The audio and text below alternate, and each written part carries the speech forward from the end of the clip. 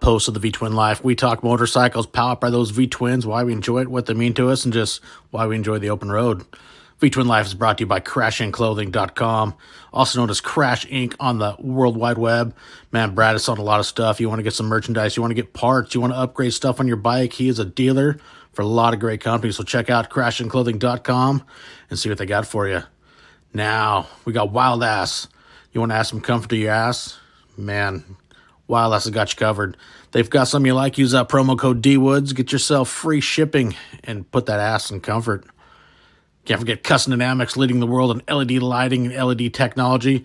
Man, these got some great stuff. You want to light up your life at nighttime? You want to be seen during the day?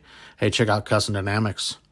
Can't forget Lexan. These guys got some great comm units. I just got the new G16s. Man, you want to talk quality? These things are awesome. Loudspeakers, plus they got some air pumps, small ones you keep in your bike. They're ready to go. So check out Lexan. So now, let's get to another milepost of the V-Twin Life. Okay, what's going on, everybody? Welcome to Milepost 114. Tonight we got Mr. Full Throttle Hog, Ryan Anderson, joining us. Going to share some stories, kind of how he got into motorcycling, his adventures, and guy's got an amazing YouTube channel. I gotta say, Ryan, your videos that you put out are phenomenal. I really enjoy watching a lot of your series that you do. Your recent one, the 12 Days Behind Bars, and some of your documentary films are, dude, they're great quality. I thoroughly enjoy watching your channel. Oh, thanks, man. I appreciate it, and thanks for having me on the show. Yeah, thanks for coming on, taking time out of your. I'm sure you got quite the busy schedule. So, like I said, this one we're pre-recording this because you're a busy guy and got a lot of things going on. So, again, thanks for taking time out to kind of share some adventures and how you got into motorcycles. Yeah, you bet. So let's start kind of like I do with everybody. So, how'd you get into motorcycles? Where did it start for you? Oh, I would say the story goes that I was, I couldn't have been much more than anywhere between that 9 and 11 range. And my father and I were on an off-roading trip in Ocotillo Wells, which is just a desert area here in Southern California. And we passed by an area, pretty popular area for, four-wheel driving and things like that, and a lot of dirt bike motorcycles. And, and they see people all, chest plated out, and they got their rigs and, color matched on their dirt bikes. And of course, as a kid, I thought that was the coolest thing. And my father actually made the comment that, on this ride home from our drive home from camping all weekend, he's like, one of these days, Ryan, we're gonna get some motorcycles, and we're gonna cross the country on some harley-davidsons. Now, I never forgot that, and every year I was anticipating or expecting under the Christmas tree a dirt bike with all the gear. And then if it didn't happen at Christmas, I would think for my birthday there was going to be something, and it never happened. One year, and I tell this story quite a bit, but one year he even made a joke and gave me or gift wrapped a little Tonka toy dirt bike, because I told him in the previous years how disappointed I was I didn't have a dirt bike. So that never happened. And then I got a little older, and in high school, my buddy Jake, he lived on a place with some property, and I was up there, and we'd go into his garage, and his dad's in the garage, and there's two, I want to say they were like YZ70s in the garage. And I was like looking at them, and I was like, man, these things are sweet. Jake says, we should go for a ride. His dad looks at me and says, well, Ryan, do you know how to ride a motorcycle? And I didn't want to miss out on this opportunity, so I lied. I said, yeah, absolutely. So I learned how to ride a motorcycle, no joke, by just staring at my buddy Jake and what he was doing with the bike. And we took off down the road, but the problem was I didn't know how to downshift. So that quickly became evident when we went to our first hill, and the bike's bogging out, and I'm blaming the bike, like, oh, this has never happened before. And so I absolutely fell in love with the sensation. And then got into sport bikes when I was younger, what like a lot of us did. From there, I was in a group here in Southern California that we started getting into stunt riding. And with that, it just was, I mean, motorcycles was day and night. Couldn't get me away from it. So that's how the motorcycling started for me. Nice. Summer, I remember my first one was the old excuse me, Yamaha MX-80. That's where I started, the old black and white. I think it was like a late 70s, but there's nothing like the smell of a two-stroke, though. I still love them. That is the greatest smell. Yeah, we call it poo gas, but it smelled so good. For sure. That's one thing I miss about two-strokes back, the old, like when I used to do hill climbing and did the motocross for a little while, just that smell, because once you get it, it's like you never forget it. Yep. So now we can switch gears. I'll probably go back and forth because I'm weird and silly like that. What was your drive for your YouTube? So, continue on with that story, my buddies that were doing stunt riding at that particular time. I think there was 11 titles for street stunt riding videos, which meant there were 11 VHS/DVDs available for people to purchase. And there was a lot more in the dirt bike life, with Brian Deegan and the Crusty Demons guys and all that. All those videos were out, but sport bikes and on the street, it hadn't gone mainstream, not even close. So my buddies had told me, or I brought it up one time where we were all discussing. I don't remember how it came up, but we wanted to create a title. We wanted to create an actual legit motorcycle stunt riding video. And everybody's excited about it. There was 9 of us that were originally in this group, and I brought up how we're going to all put it together. And then it started getting into, well, we need to find an editor. And I said, well, I'll do it. And of course, all my buddies laughed at me, and I had no experience. So there's no greater motivation than when somebody tells you that you can't, just to prove them wrong. And I went out and I bought the Adobe Premiere Pro Bible, which was about this thick. This is pre-YouTube. So this is circa 2000, 2001. Where you got to read books and not watch it. Right, exactly. So it's pre-YouTube. So I'm reading. I didn't buy Premiere Pro's program yet. I just bought the Premiere Pro Bible, and I would just go through it. Didn't understand a thing I was reading. Once I went through it, I purchased the first, my first copy of Adobe Premiere Pro. It was like $1,400 on floppy disk.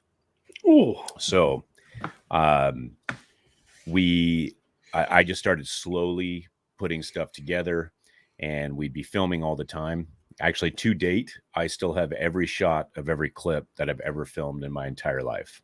And this goes all the way back to when I was, stealing my dad's 8mm camcorder. I have every shot. Holy cow.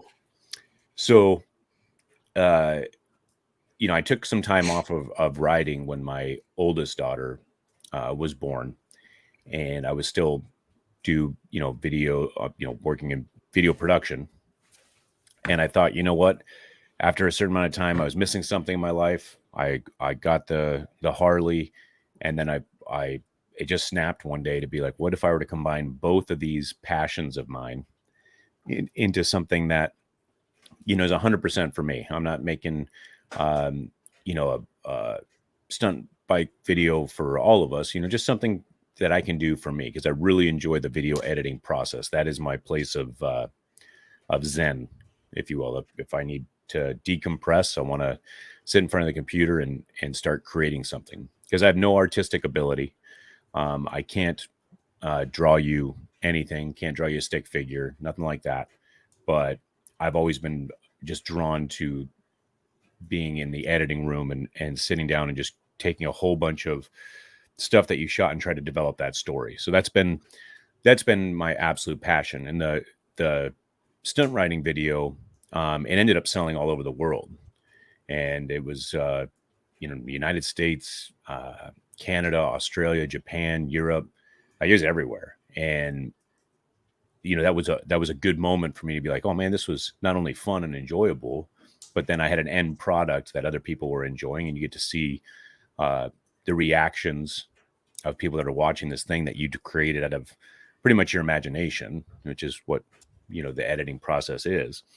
And so I thought, what, might as well just start a YouTube channel. I got way late in the game. I will tell you right now, I boycotted YouTube for the longest time, because when YouTube launched, my buddies were pushing me to, they're like, hey, there's this new thing called YouTube, and you can throw all your videos up. I mean, I had 40 titles of different videos when YouTube launched, like ready to go. I could upload it same day. And I was like, there's no way ever that I'd be throwing up these videos for free. Well, what an idiot I turned out to be. So I boycotted it for a long time, and I got into the YouTube game really, really late. And but it's still been an enjoyable process. Oh, your quality of videos, like I said, they're great. And so did you, once you got into doing that, was your kind of background in filming or anything? So after my first stint in the 2001 creation of that video, I dove in headfirst to nothing but video production and video editing. I didn't go to film school. It was all self-taught. I worked closely with people that were in the industry at the time, and I was just a sponge, and then I just stayed with it. It's an absolute, even to date. I just love getting in the editing room and start cranking out an edit. That's cool. I mean, everybody, I guess, has their little release, whether, you have one of those days you go for a 5 or 10 mile ride, kind of just, clear your head, get yourself in that right frame of mind. And, whether you also enjoy doing that, like, it seems like you said, your other place you can just clear yourself is get behind your screen and start creating videos and content. Yep. And with the YouTube, and because it's something that I created it, the channel for me to have that outlet, I don't have to answer to anybody. I'm my own worst critic. I always will be. And I do not have to answer to somebody saying, oh, you need to redo this, or this is the vision for this. I create my own vision, and there's nobody to answer to. So that's probably the best part. Got a very good point. I know it's like there's some stuff I like to create, but it's like I don't know if it's scared of the failure, because I think I've watched so many, how-tos and enjoy watching, a lot of the stuff, and would love to kind of, showcase where I live, but it's like in a way, just afraid to take that first plunge and just try to show it off. It's like not nearly anywhere close to the amount of video you have, but it's like I got SD cards full of different places, and I just got to force myself, just take the plunge and just start trying. It's like everybody says your first 30 aren't going to be the best, and you start learning things and you start progressing. But I just got to force myself to take the plunge and just try it. Yeah, and just in YouTube and in any type of video production process, the ongoing slogan is make 100 bad videos. That's really it, make 100 bad films. Like, you have to make you said 30, which is a good start, but at least for me, it was much more than that. I had to make 100 bad ones before I really started. You understand the process, so that when I'm out filming, I'm actually editing in my head at the time, so that it saves me time in the editing room. I see the shots, I hear the either the tempo of the music I want to use, and I'm just kind of editing it through in my mind. And then when I get back to the editing room, I just kind of put that all together. So it does take a lot, but to enjoy making 100 bad videos shouldn't discourage anybody from doing it, because you should be enjoying that process. Because even to date, I've been using this program now for what are we going to go 23 years, and I probably only know about 40 to 60% of what this program can actually do, because it's always being updated and the sky's the limit. If you can think about it, chances are Premiere Pro can do it. You just have to learn. So Right. even today, I'm trying to learn new techniques that I can introduce that don't feel like I'm not into like the video transitions. I don't use a lot of video transitions at all. I'm usually all about the hard cuts. So I stay away from that type of stuff unless it's a really cool one that I can maybe, you know, really be careful of its placement. But if I can sneak it in there and it's a cool effect, sometimes that works. But when you have, sometimes people use a transition for every single shot that they're cutting to. And, that's just never been my style. I'm always to kind of like the beat of the music. But with that, I'm just finding different things every single week. That's like, okay, what don't I know how to do, or what have I seen in other videos or movies or films that I was like, hey, that was a really good presentation. How can I learn how to do that? So it's all about being a student of the game. Creativity. It's a good point. Like I said, I mean, yeah, and there's hours upon hours of advice a guy could watch and study. I think I've watched so many of them. I just gotta take the next plunge. Yep. But I think that's the cool thing is like with a lot of the your videos, it's fun to be able to watch. Somebody put together a video. It's like, hey, I've always wanted to go to this place. Cool. Type in the search bar. YouTube. Montana, for instance, and hey, cool. Watch some videos and put together an idea of places you want to visit. Put together that bucket list, or plan a trip for next year. Say, hey, this is a cool area. I want to go here, and it's a lot of fun to be able to get an idea of what you got going on and to get into it. Yeah, man. So I guess we can kind of switch gears. So that was just at the forefront of my head. I was just curious about that. So how long did you do the sport bike before you decided that you were going to go to, a different platform of riding? All throughout, when I was younger, when I took so I guess to answer that question, it's probably 6 years of sport bike riding. And we went through a lot of sport bikes. Like crashing was like a daily occurrence. So, as I got older, and you realize that your bones don't heal as fast, and you're not as flexible as you used to be. I knew I wanted to get back on two wheels. I didn't want to do any type of stunt riding anymore. My body just doesn't heal the same. So I wanted to be back on two wheels and just cruising and enjoying, just that feeling of riding. And so I decided, okay, if I do it, I'm going to go ahead and, get some type of cruiser, a Harley-Davidson, only because of the nostalgia, because of the comment that my dad made years ago when we were camping. I just wanted to, find that perfect, touring bike. And it wasn't until, so my mom passed away abruptly in 2019 due to an aggressive cancer. She was very, very healthy woman. She takes the skin off chicken.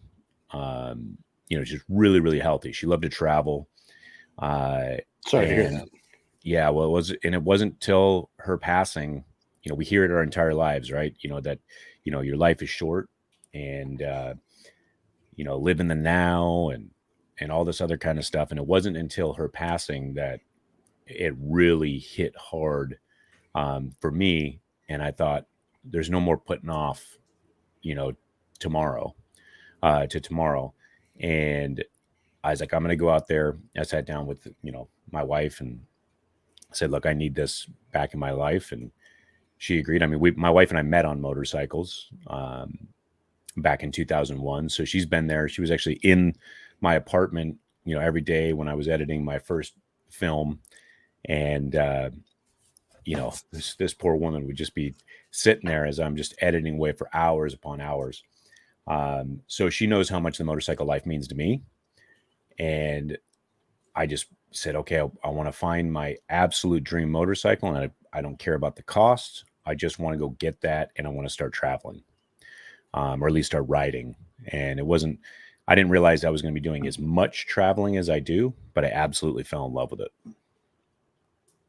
Traveling by motorcycle, it's so much more personal, and intimate, I guess you could say. The smells, the sights, being able to smell, a rainstorm, thunderstorms coming, and there's nothing like it. It's really hard I feel to explain to somebody that's never been on a motorcycle, rides them, the difference, and get them to understand between traveling in a car and traveling by a motorcycle. Yeah, I agree. I've never been bored on a motorcycle road trip. I've been more bored. I love uh, road trips in general, but I've never been bored on a motorcycle, and I have been bored in a car several times. Yeah, I can agree with that. So was the roadglide the first Harley you got? It is. Yep. Nice. That was the bike. I started looking in 2017. Then they were having their sumping issues and some other things with the new, Milwaukee 8 engines. Right. Waited till 2018. They were still having some issues with that that problem and some other things going on. 2019, they about halfway through 2019, I believe it was like June, if I'm not mistaken. They had it all figured out on what was going on with that sumping issue and how to fix it. And then finally in 2020, I was like, all right. And of course, that whole transition of my mom passing in 2019 and 2020, I was like, you know what? I don't care if they have what issues they got. I'm again not going to be putting this off any longer. So Warranty. That's right. That's right. Yeah. Yeah, my dad, that's what he did. He waited till middle of 19 when he got his third or his fourth road glide. Nice. And knock on wood, his has been great for him. Oh yeah. No, mine's been absolutely awesome. So what was your big drive? I mean, I know you talk about you enjoy traveling. So, kind of how long did it take you to get a setup for your bike, when it came to gear wise to figure out, kind of what really works for you for getting your gear and packing stuff up? For me, I'm more concerned about the production gear I get to bring on the bike than my own comfort stuff. My first trip, so when I did my first iron butt, that's when I fell in love with distance riding. And then of course my first trip, solo road trip, I think it was out to Oklahoma for Stubborn. I think, yeah, had to have been Stubborn.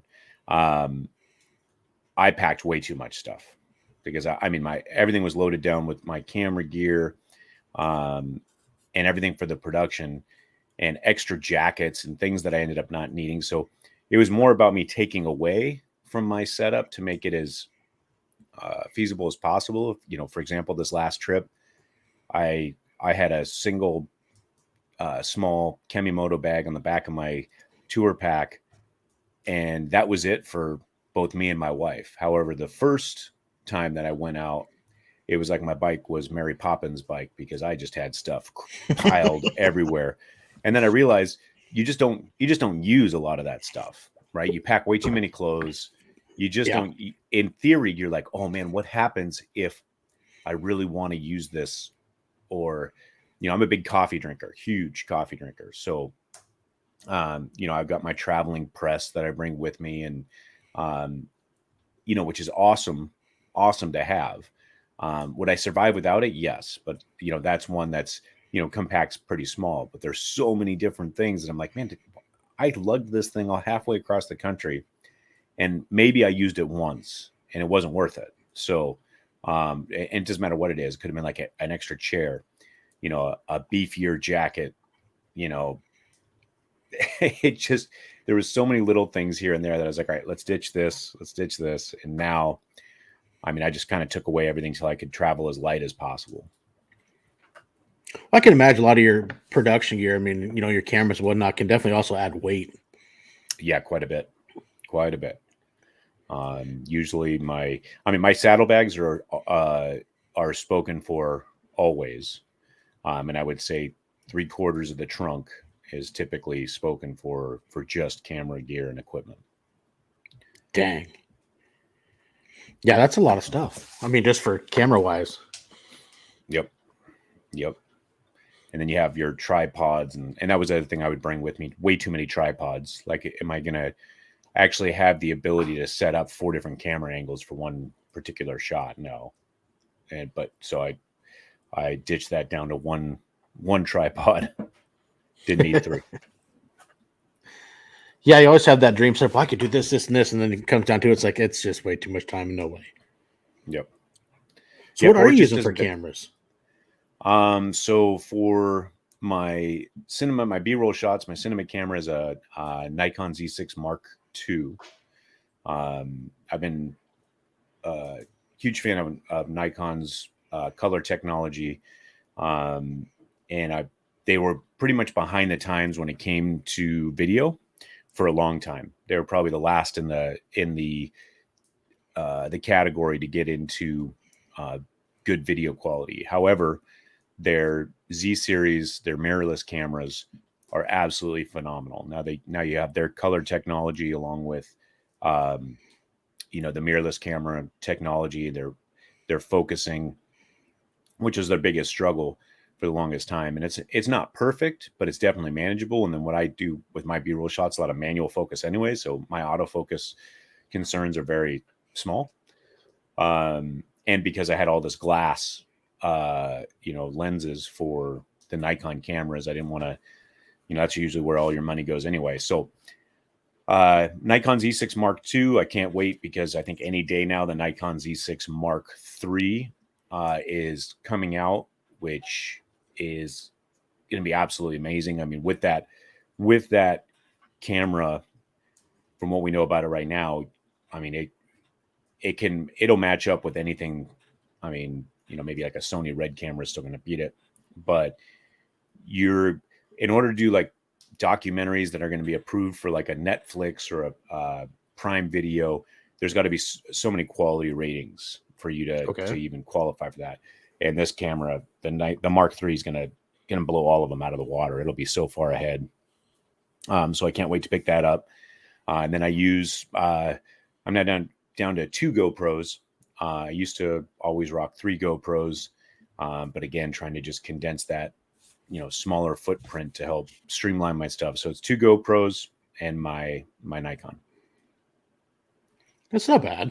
Yeah. And I got to get techie with some of the stuff. And got to keep Brian the biker happy. He loves when you get techie with cameras, and I don't understand a lot of it, but he absolutely loves it. So got to keep Brian happy. You got that right. Oh yeah, I like talking to Brian about camera gear and stuff like that. We can nerd out quite a bit. I'm trying to learn it, but I mean, I understand some of it, but yeah, it's fun to learn and try to educate myself and just learn more. Absolutely. Yeah, Brian's a good guy. I love talking to that dude. He's freaking comical. Oh yeah. Yeah. So which GoPros are you running? So I run a GoPro 9 and a GoPro 10. That's okay. My GoPro 9 has not let me down at all. I actually prefer the color and the quality of my 9 over my 10. So if I could, I would have gone back and got another 9 instead of a 10. The 11 didn't really do anything for me, and I know with the new 12 that's coming out, it's supposed to be even better. I'm waiting for GoPro to get in the times to figure out how to use some type of LiDAR technology where you can have use different apertures to your advantage so that it will look a little bit more high quality, having the bokeh in the background, slightly blurring out your background so you have a focus on whatever you're trying to specifically shoot. They have it in your iPhone. The iPhone 12 Pro has LiDAR technology, and it looks like it's being shot on a camera with like a 2.8 aperture, which is what your Hollywood movies are all shot at, is 2.8. And some people, they're not into that whole cinematic style and look, right? They'll shoot 30 frames per second, and they will just they just want it like crisp and clean. And the whole point of shooting in a 24 frames per second is that motion blur that you get and things that you would see in a theater, right? So I'm hoping that happens with upcoming GoPros. I'm starting to flirt with an idea of using a 360 camera. However, I don't like the multiple processes. I got enough processes going on with my edits that introducing another process where I have to kind of find those shots, pick them out, then upload them, then use them. It just seems Like it doesn't streamline. I like the idea of it. I do not like the fisheye look, which is probably my biggest drawback of using a 360 camera. So that I'm still halfway flirting with that idea. Yeah, I got one as a gift for my birthday, the Insta 360 X3, and it is pretty cool. It's still trying to learn even the editing part of it because it's putting all the points in, because you got to edit through their app and whatnot and use a lot of their program. But like I said, it's something else to learn, something to try. But you can get some pretty cool little features with them. They are neat. Yep, I agree. I gotta say, I know I was watching. It was one of your late videos you just released. And I mean, I had the same problem going through Montana. You find these gas stations that all they have is like 87, 88. I know my bike only likes premium with, the cams and whatnot that's in it. Do you ever think about carrying a bottle of octane boost? Yeah, but that's also opened up inside of my my bag and leaked all over my camera gear. And I thought, okay, I'm never gonna do that again, because it is, an acid base liquid, so it's going to eat through some stuff, especially with the heat cycles and what have you. Yeah, leaked all over. I ruined a microphone. So yeah, for the few times that I've ever run into that, and like I said, I'll just power through. The few times I thought to myself, well, if it's at a gas station, I'll just walk in and buy octane boost from inside that gas station, and then use whatever I need and give it to the next vehicle that pops up, right? They can use the rest of it. But I don't want to ruin any more gear with an octane boost that I'll use maybe once a year. Yeah, I could see that. You kind of get a bad experience, like piss on that idea. Yep. It's like one thing I carry with me is the Lowbrow Customs. I have one of their fuel reserve bottles, and I ran out of gas once, and then that was a fun ordeal in the middle of nowhere in Eastern Oregon. Oof. Planning a trip because I never went that way, going down to my brother's down in Kuna, Idaho. I'm like, well, I'm going to go this way, getting on Google Maps. Okay, cool. There's a Chevron here. I'll stop here, gas. I can make it to Kuna, no problem. Getting close, my gas light comes on and see the sign. The freaking gas station was still under construction. It wasn't even built yet. And according to Google Maps, it was open and all ready to go. And pulled in there. It's like, oh, this isn't good. And got on the highway, made about 2 miles, and that was all she wrote. Yep, I've come close. I mean, trying to rely on Harley's GPS mapping will always let you down because that's just a terrible software. It just doesn't. It's always put me at gas stations that maybe once were. They've not just been closed down. You can see maybe the resemblance of the floor of the gas station, maybe the slab, but like it's not even like that there was.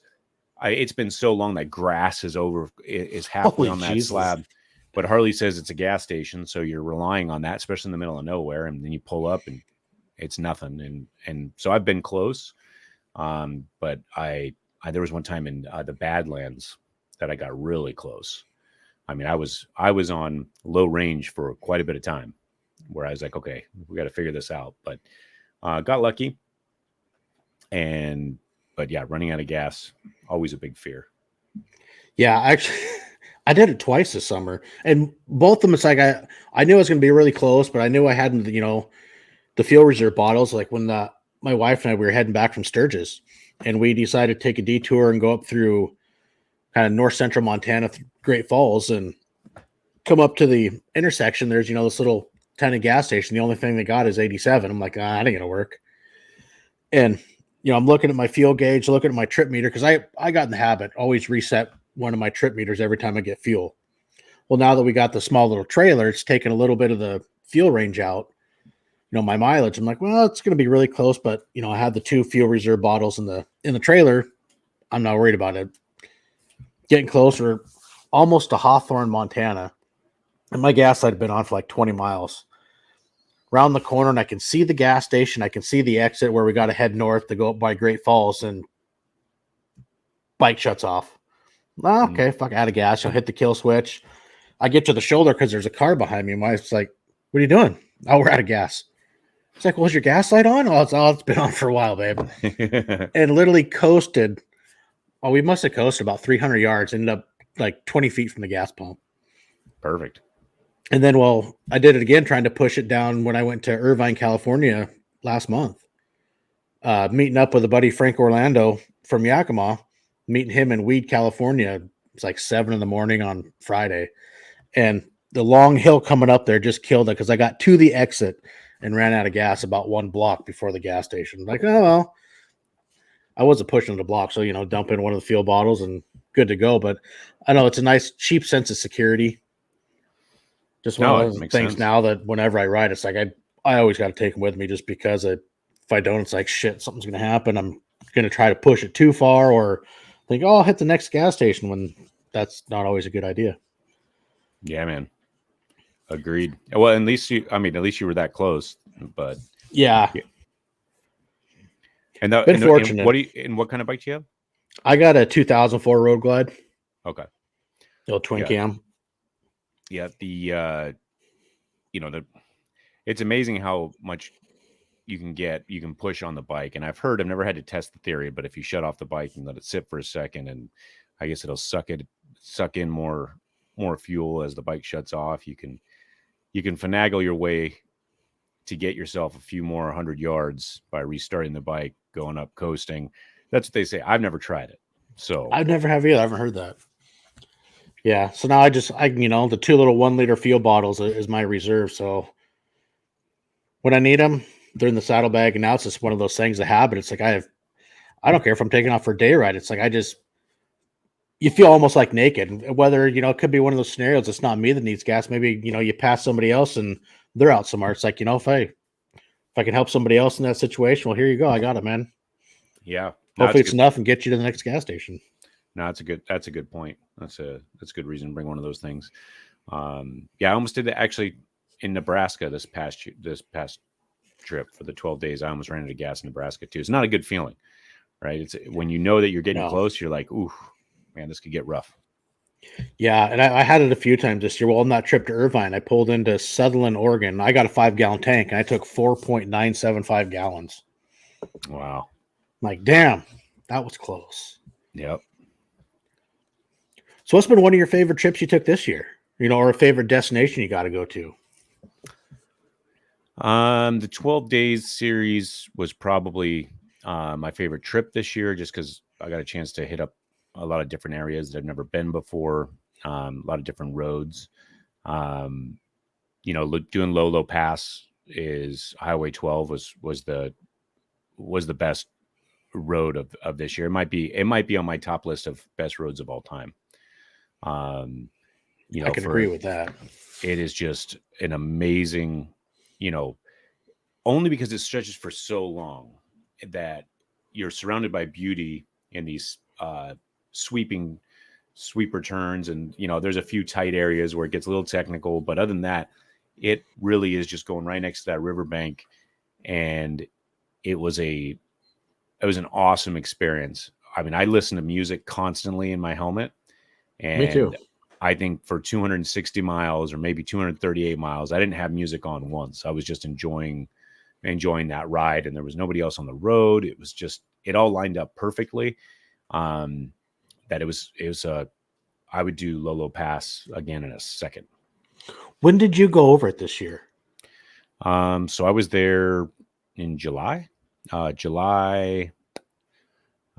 see, I just left.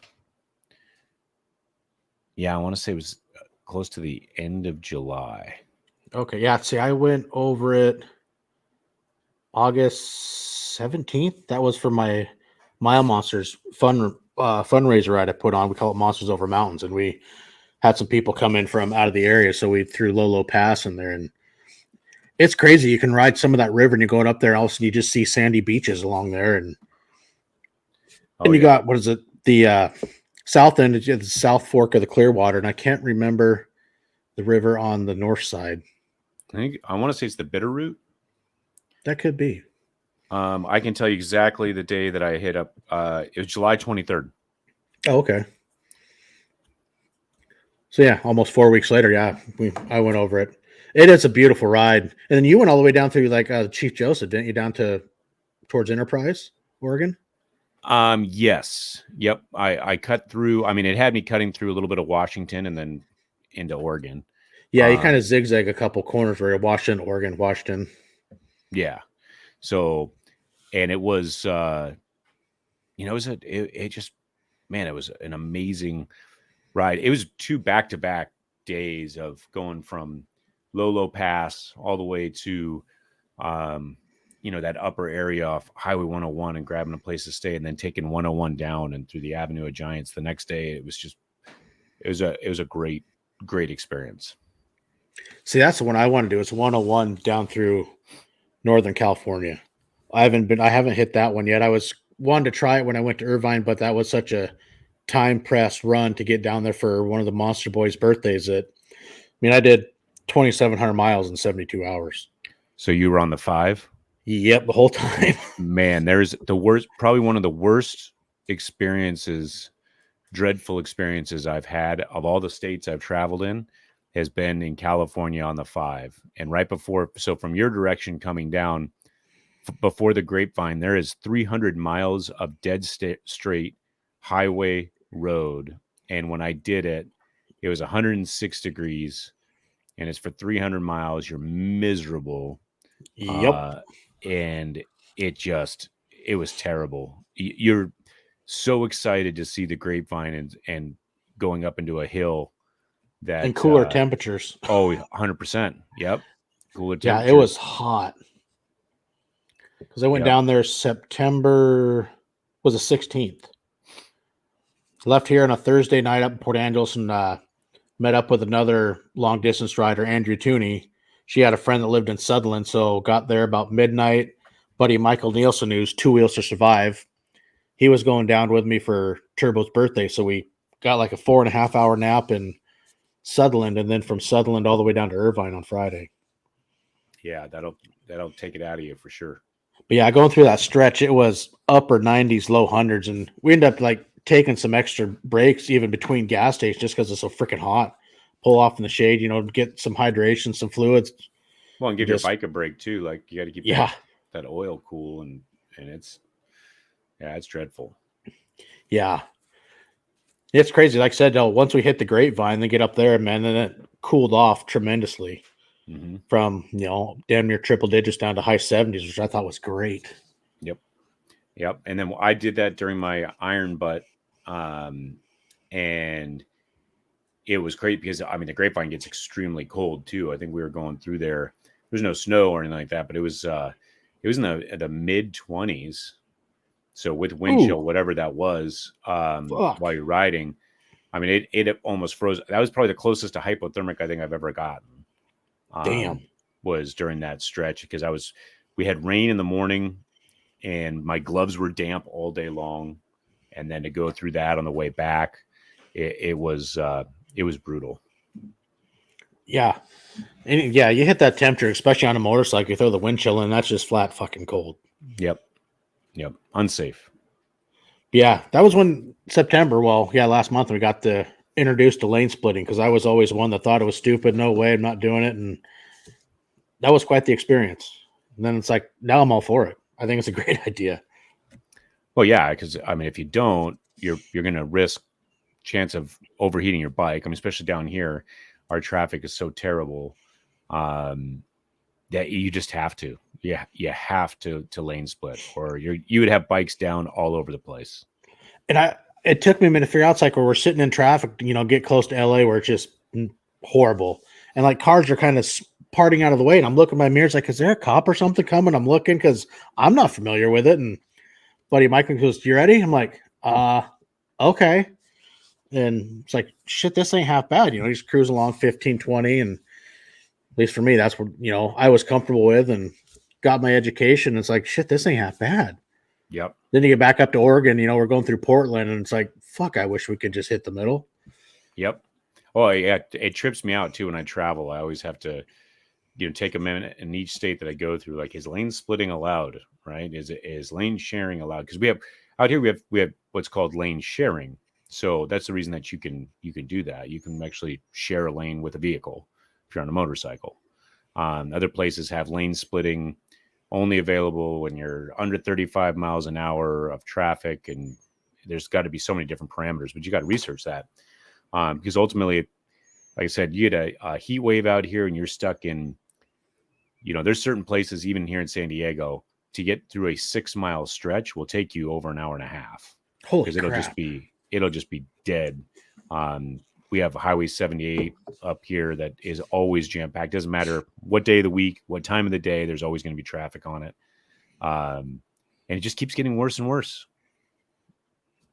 Yeah, because I'd like to do the end-to-end I-5 run from border to border. It's like the only way I do it is start down there and start at like midnight, just so you could get through that whole SoCal part, and then the rest of, you got to deal with Seattle a little bit, but in Portland. But I think getting through there would be the best time. It's like, talked to a buddy of mine that called me about wanting to do it. It's fuck, you'd have to go down there and start. There's no way to do it the other way.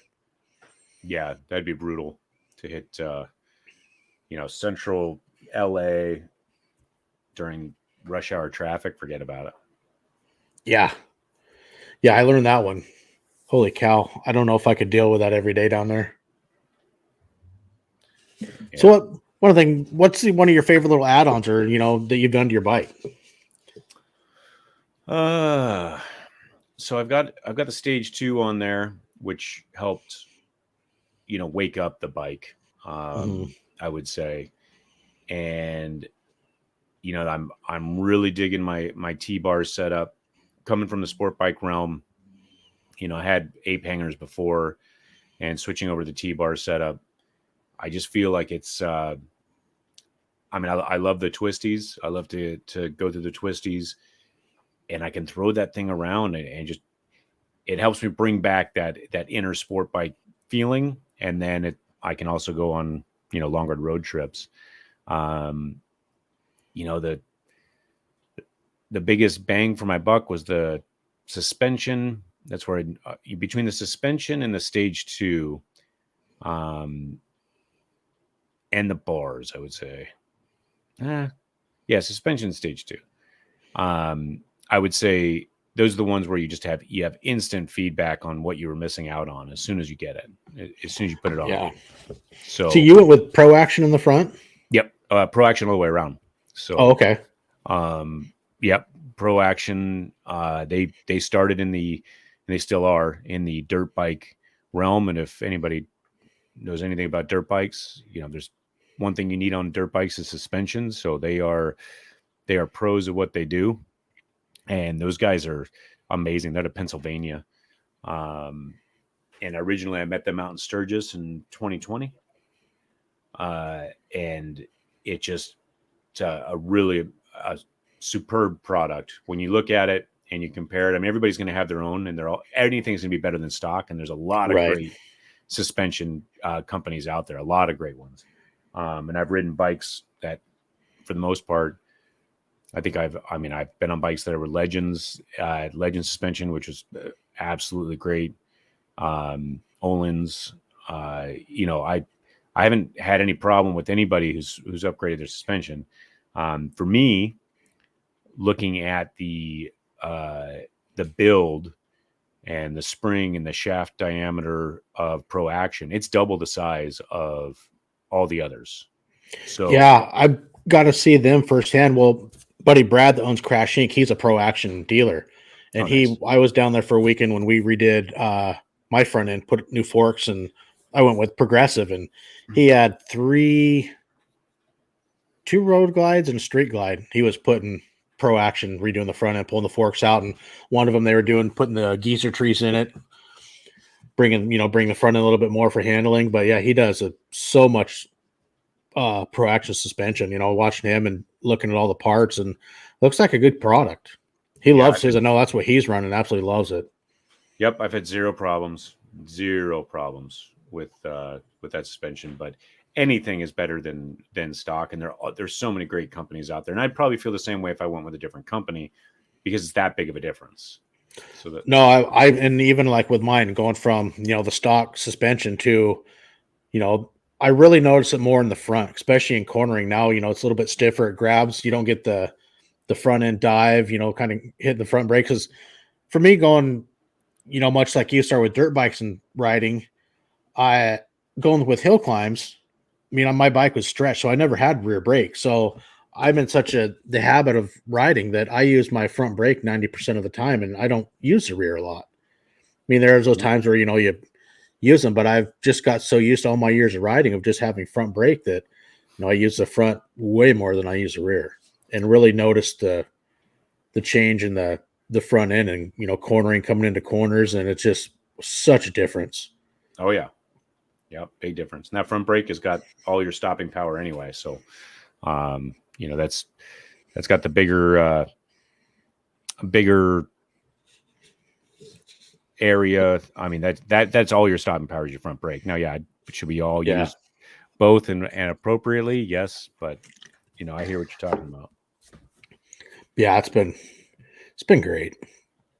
I mean, just getting out and riding for it's just something I enjoy, and that's kind of why I want to do this, was find people that have that same passion, just really enjoy riding, enjoy motorcycles, and being part of that community. Oh, it's hands down best community out there. And I was, an athlete, and all the places that you think you would find a really solid community, the motorcycle community beats them all. So you got plans? Any big plans for next year? Any big trips you're gonna do? Nothing that's locked in 100% just yet. I am, dying to get out to the East Coast because I've never done that. The thought process right now is going to be to ship my bike out east to Tennessee, and then spend, I don't know, 3 weeks in Tennessee, or starting in Tennessee and just taking on the East Coast for about 3 weeks, and then shipping my bike back. Is probably, I've done the stretch of road from, the farthest east I've gone on a motorcycle is Wisconsin, and but I've done that route north, south, mid from San Diego so many times that I thought, okay, let's save some time, a few days where if I ship the bike out, I can just fly in and Makes just sense. take advantage of it. I'd love to do the East Coast, and I've talked about that with my dad. Take off and go ride the East Coast. It'd be awesome. It's something I definitely want to do sooner than later. Kind of like you said, we're none of us are getting any younger, and you got to enjoy what you got today. Absolutely. And that's something I want to do soon. I think it'd just be awesome. I'd love to go through the Ozarks also, and plus I've heard so much about the Catskills in New York, in upstate New York, and God, I'd love to go through Maine. So something that's on my list to do soon.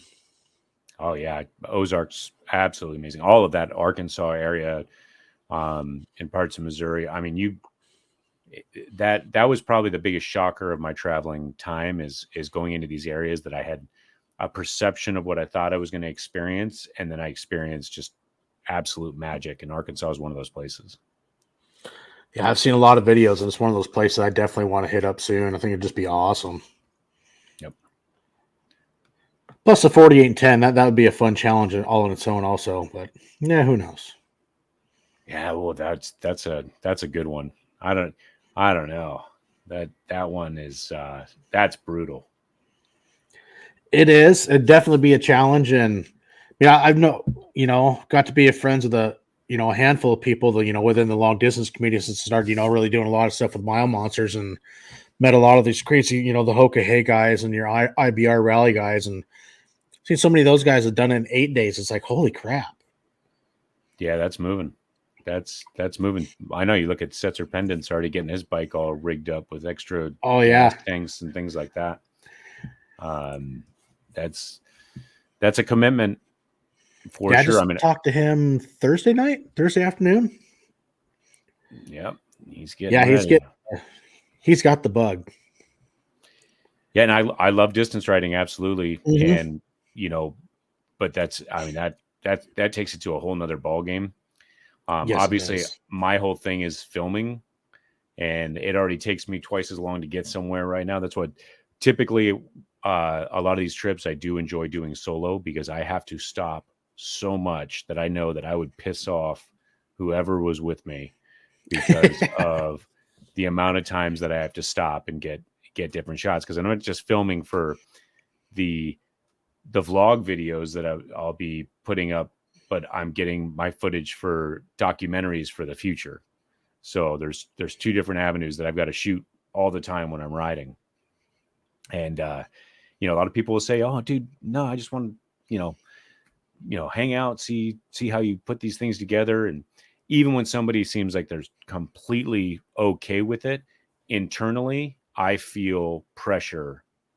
Even if they're like, "Oh no, take your time, do whatever," and then we go a mile down the street, and I'm like, "Nope, got to stop here," and they're like, "Oh yeah, take your time." I feel internal pressure, like I've got to hurry up. I've got to, because sometimes you're doing it in the heat and it's miserable, but you still got to get the shot.